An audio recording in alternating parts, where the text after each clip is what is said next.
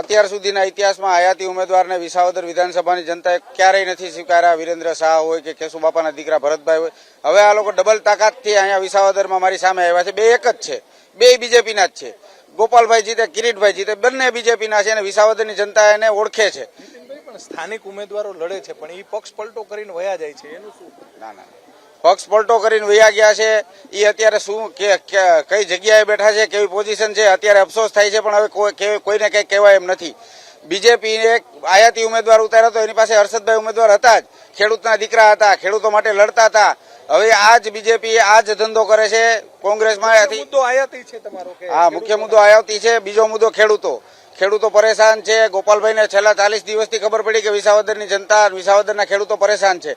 ભૂપતભાઈ ભાયણી આમ આદમી પાર્ટીમાંથી જ જીતા હતા, ઝાડુના નિશાન ઉપર જ જીતા હતા. ભૂપતભાઈ વહી ગયા ને 1.5 વર્ષ થયા. ગોપાલભાઈને ત્યારે ખેડૂતો ન યાદ આવ્યા, અત્યારે આવ્યા ચૂંટણી આવી એટલે.